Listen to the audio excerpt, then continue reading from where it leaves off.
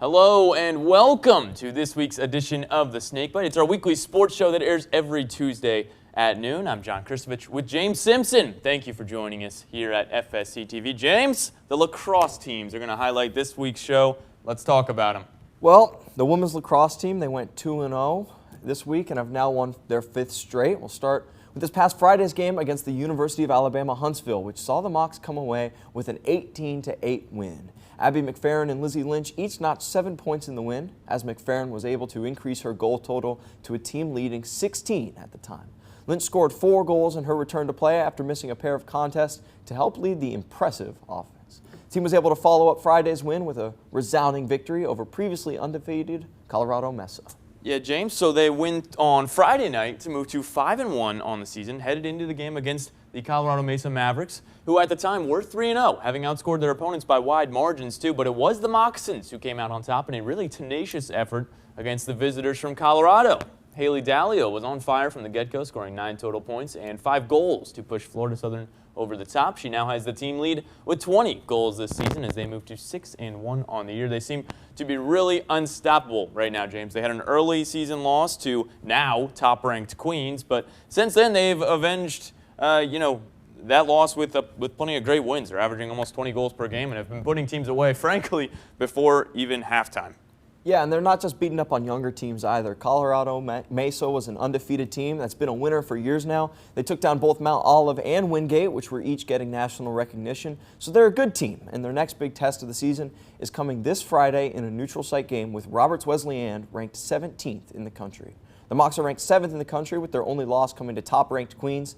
And now let's take a look at men's lacrosse, which also went 2-0 this week, beating number 1 ranked Lemoyne earlier in a huge victory for the program. Yeah, it wasn't that one special. For the Moccasins, it was their first ever win against a nationally number 1 opponent. And James, this team wasn't just number 1. They were unanimous. Not a single person picked them to finish worse than number 1 in the league. They hadn't lost a game since 2019, the defending national champs. And it was a comeback win, which you always like to see at this point in the season for the Florida Southern Moccasins. They were down by 4 at one point in the game and wound up scoring 6 in the third quarter to dethrone the Lemoyne Dolphins. It was a huge game for Jeff Atlas, who had 2 goals and 2 assists. Jay Miner had the game winner, and Max Freestone was good as usual with 12 saves. Yeah, and then they followed that win up with a big comeback bid against Lynn University on Saturday afternoon. The Mocs had a tough first quarter, giving up the game's first 6 goals, but they wound up scoring 11 in the final frame to pull away from the Fighting Knights. It was a relatively unlikely outcome, as it was the Mocs who ended up with a healthy margin of victory despite trailing for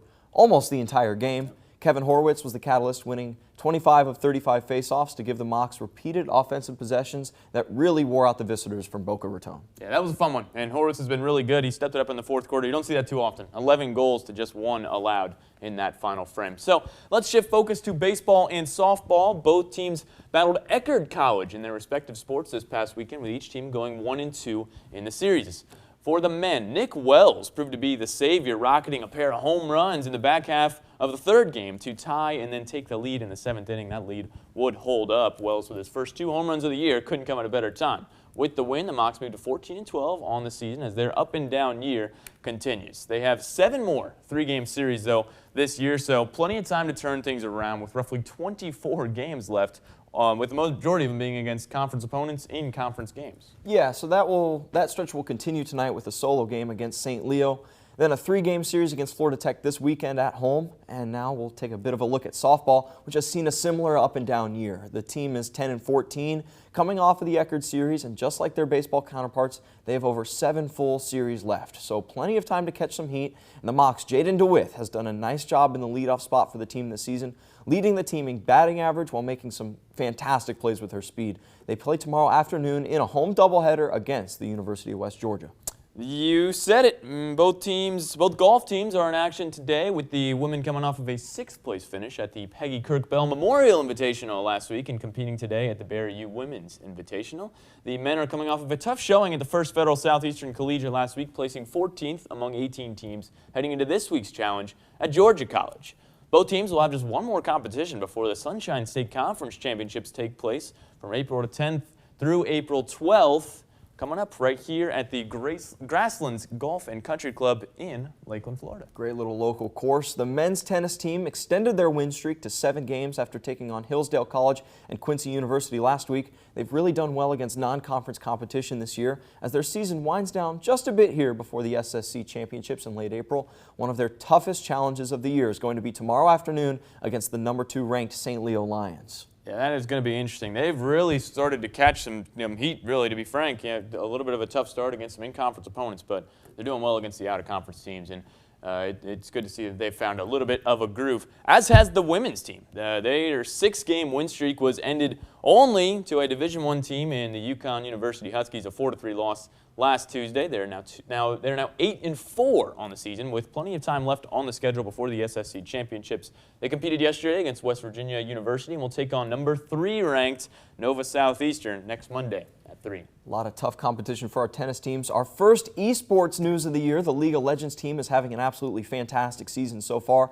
They struggled a little bit in the fall, but have really started to gel during their spring season with the introduction of some new talent and leadership. The team is an undefeated 6-0 heading into the Peach Belt Conference Championship, and they will make the trip to Lander University, where they will be looking to win their first conference championship and qualify for the College League of Legends Championship. Some esports news. Try to get you some more of that here as we continue here on the Snakebite. Shift gears to beach volleyball. The team has had a great spring so far, a record of 14-4 coming off of a split in their tri-meet on Sunday afternoon. Despite falling to the defending champs, the University of Tampa, the team responded with a clutch 3-2 win over Division I Jacksonville University, improving their impressive record so far this season. The team's season will conclude with the AVCA Small College Beach Volleyball Championship in mid-April, but before then, they'll compete against Eckerd College in Palm Beach Atlantic on Senior Day this weekend. Come out and watch or check out the live stream 10 a.m. and 2 p.m. this Saturday. James, one more on the agenda. It's the track team went to the Lee Invitational this past weekend. Yes, they did. Headed up to Tennessee, and there were a couple solid performances. Alex Guy had his first sub-15 5K in 14:59. Mason Jones won his race in 14:30s. A couple of solid performances from the women. I think everybody was coming away a little hungry, but overall pretty proud with a fun trip. Fun road trip up to Tennessee. And the Knights Invitational this weekend? That's right. They're heading over to, we're all heading over to the University of Central Florida, and that's a beautiful facility. It should be interesting. A lot of 3Ks, a couple steeple openers for some of our guys. It should be fun. Good luck to you, my friend. That brings us to our final segment. It's the Week in Mocs History. Today, we're looking at March 26th. 2013, when women's lacrosse player Katie Hammerer set a school record with 19 saves as the 12th ranked Moccasins defeated Merrimack College 19-10. Hammerer was a member of the inaugural women's lacrosse team in 2012 and was named team MVP the first 2 years of the program's existence.